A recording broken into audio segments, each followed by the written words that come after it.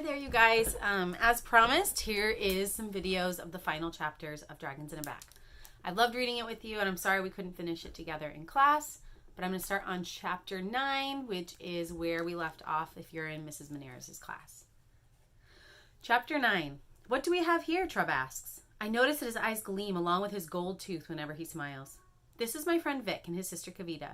Trub shakes both their hands and then points to the bench and says, "Why don't we sit down? I can think on my feet, but we can make a better plan if we put our heads together." I sit down first. Trub sits on one side of me and Vic sits on the other. Kavita holds Ma's purse on her lap and sits at the far end of the bench. I notice she leaves a lot of space between herself and her brother. "So," Trub says as he rubs his hands together, "what can I do for you, Jax?" I know it's rude to stare, but I can't stop looking at Trub's bushy eyebrows. The gray and white hairs far outnumber the black ones, but there's no denying his eyebrows look a lot like mine. I want to ask him how we're related, but first I need to answer his question. Ambrose said you could navigate between dimensions. Ma tried to do it, but something went wrong with the transporter. I point to the guardhouse behind us, and Trub nods like he understands. "What's a transporter?" asks Cavi, but Vic shushes his sister. "Mind your business, Cavi." She sulks and turns away from us while I finish telling my story to Trub. Vic listens closely, but doesn't say a word. When I reach the end, Trub strokes his bushy beard and thinks for a moment. "So there are two things we have to do. Deliver the dragons and find Ma. Which one do you want to do first?" "Find Ma," I say without hesitation. When I left her, she was in trouble. "Ma's got a nose for trouble," he says with a chuckle. "That's how she found me." Of course, there are different kinds of trouble. What's Ma up against this time? A dinosaur, I think. Vic grabs my arm. A real dinosaur? I understand Vic's excitement, but this isn't a story I'm proud to share. Well, there was something moving in the jungle following us, and then just as it was about to attack, Ma sent me back, alone. "I don't suppose you two figured out where you were in time," Trub says doubtfully. I think back to what Ma said when she checked her compass. Ma thought it was the Mesozoic era. "Triassic period?" Vic asks. "Jurassic, maybe." "What kind of creatures did you see?" Trub asks. I wasn't trying to get up close and personal with anything in that world, but there were pteranodon flying in the sky, I tell him. They lived from the late Triassic to the Cretaceous period, though technically they're not dinosaurs, Kavita says in a know-it-all sort of way. "They're flying lizards," Vic explains. "Lizards?" I think for a moment, then slip off my book bag. I pull out Elroy's massive book and show it to Trub. Ma loaned me this, and the man who wrote this is the one who sent the dragons from Madagascar. Trub takes the book from me and opens it up. Elroy Jenkins. I haven't heard that name in a while. Thought he was in Australia, not Africa. Vic checks his watch and stands up. "I wish I could stick around, Jax, but it's almost time for dinner. I think we'd better head home. Is there anything else you need?" "Just one more thing, Vic. How long did pteranodons stick around before they went extinct?" "Over 100 million years, Kavita replies, even though I wasn't asking her. "Anything else?" I check with Trub, who shakes his head. "Thanks for coming out, Vic," I say. "Anytime, Jax," he replies. "I hope you'll find your, Ma? Let's go, Kavita." Vic's little sister gets up from the bench and reluctantly hands over Ma's purse. Vic nudges her and says, "Kavita wants to tell you something, Jax." I look at her for a long time, but she doesn't say a word. Vic nudges her again, harder this time. Kavita sighs and looks at her shoes. "I'm sorry about what happened before," she says quietly. I feel kind of bad for yelling at her, so I say, "Don't worry about it, and thanks for sharing your snack with all of us." Kavita smiles at me and then takes her brother's hand. I watch as they walk down the block, the fabric plates on Kavita's dinosaur bag flapping in the breeze. I figure Trouble and I will get back to the transporter, but he surprises me by asking, "You hungry?" I haven't had anything to eat since choking down that peanut butter sandwich that Ma made for me this morning. I want to say yes, but it feels wrong to put my stomach ahead of Ma. "Yeah, but shouldn't we get back to Ma?" I ask uneasily. Trouble puts his hand on my shoulder and looks me square in the eye. "Ma's gonna be all right, son. I know this business is new and strange to you, but I've been doing it off and on for 20 years. And if there's one thing I know for sure, it's that Ma can take care of herself." I think back to the moment in the jungle when Ma pointed her cane at the guardhouse. Before the door closed, Ma's eyes had locked on mine. Even with the wild creature charging toward her, Ma didn't look afraid. "Ambrose thinks Ma sent me back on purpose," I tell Trub. "Of course she did," he replies. "Ma ain't perfect, but she also don't make no mistakes, if you know what I mean." I didn't. But I nodded anyway, and Trub went on. "Could be she sent you back for a reason. Maybe to meet me," Trub laughs, and his gold tooth catches the sun, which is finally starting to come out. "One thing I know for sure is we can't work on an empty stomach. Let's go grab a burger to go, Trouble says. We can even eat on the way if you like. I imagine myself trying to eat while swooping and swerving inside the transporter. Then I picture myself puking all over Trub in the cramped guardhouse. Maybe we should eat first, I suggest. Trouble nods and steers me up the block with his hand still on my shoulder. Mama doesn't usually let me eat fast food. But there's a burger joint right across the street, and that's where we're heading. I walk alongside Trub, wanting to ask a dozen questions, but not knowing where to start. Ambrose says we're related, I say shyly as we wait for the light to change. That's right, Trouble says with his gold-tooth smile. I've wanted to do this for years. Do what, I ask. Take my grandson out for a burger. The light changes, but I don't step off the curb. Instead, I turn to take a closer look at Trub. There is definitely a strong resemblance. But if he really is my grandfather, why hasn't Mama ever mentioned him to me? After my daddy died, Mama made it seem like it was just the two of us against the world. And I liked it that way, because I knew I could count on her to be there for me. I always figured Mama was such a good mother because her own parents weren't there for her when she was my age. If she couldn't count on her father back then, why should I trust him now? Trub watches me as if he can see all the questions swirling in my mind. He smiles and gives my shoulder another squeeze. I sure am glad to see you, son, though I wish we could have met under different circumstances. You probably got a lot of questions for me, so how about we get some grub and then start catching up? That sounds like a reasonable plan, so I save my questions until we're back on the stone bench in front of the guardhouse, eating greasy burgers and fries. So where have you been? I mean, Mama never told me I had a grandfather living in Brooklyn. Trub takes a long sip of soda, then rattles the ice left in his cup. Well, I can't say I blame her. I've been in and out of the city for the past 20 years. A rolling stone, if you know what I mean. I don't. But I solved the riddle myself instead of asking Trub for an explanation. Stones don't usually roll, so I figure Trub must mean that he wasn't around much when Mama was young. I pretty much knew that already, so I move on to the next question. Are you like a witch? Or a warlock? Trub shakes his head and brushes crumbs out of his beard.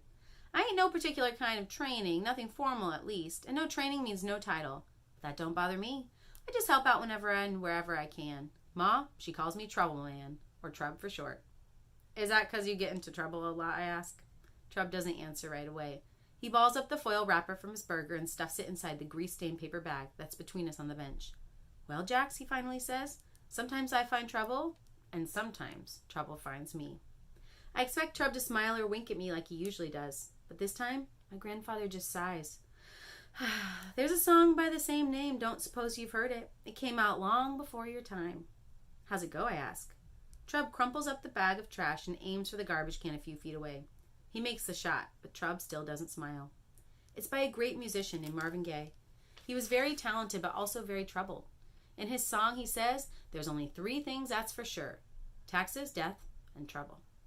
I suck the last of my soda through the straw. Then I burp and say, that sounds like a really depressing song. Trub smiles. It's got a good beat. You like jazz? I shrug. I think my daddy used to listen to jazz records, but Mama doesn't play them anymore. Trub says, one of these days I'll play that song for you. It might sound depressing, but really it's about not letting life get you down. I nod and gather up what's left of my meal. My aim's not that great, so I carry it over to the trash can. But before I get there, the biggest rat I've ever seen scurries across my path. I holler and jump back. The rat's headed straight for Trub, but he doesn't seem concerned. In fact, he pats the spot where I was sitting on the bench and grins when the rat pops up and puts its front paws on his leg. There are plenty of rats in Brooklyn. They're dirty and nasty and carry disease. Remember the plague? So I definitely try to keep my distance. I'm expecting this giant rat to take a big bite out of my grandfather's leg, but instead he asks, Hey Trub, got any grub? You're too late, Nate. Grub's gone. Where you been? The rat puts one paw on his hip and looks like he's ready to tell Trub a long story until he sees me, or rather the uneaten food in my hands. Hey kid, the rat calls out. You gonna eat that?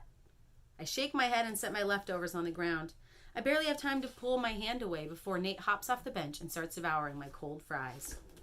Picture of Trub and Jackson and the rat, Nate. When a hungry pigeon tries to steal a bit of hamburger bun smeared with ketchup, Nate rushes at the poor bird and sends it squawking. I slip back onto the bench and ask, Friend of yours? Trub nods and says, Me and Nate go way back. He's no ordinary rat.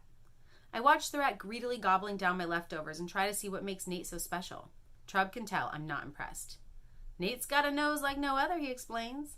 All rats can sniff out food, but Nate, Trub pauses to beam at his rodent friend, Nate's got a nose for magic. magic has a smell? Nate stops eating and looks at me over his shoulder. Everything has a smell, kid. Magic, joy, fear, regret. All of it can be detected if you've got the right nose. He taps his snout with one claw before rising up on his haunches to sniff the air. What do you smell? Trub asks.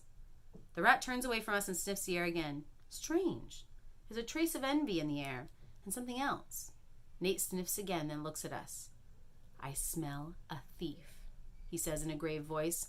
I tighten my hold on Ma's purse and glance around nervously. Trub frowns. Close by?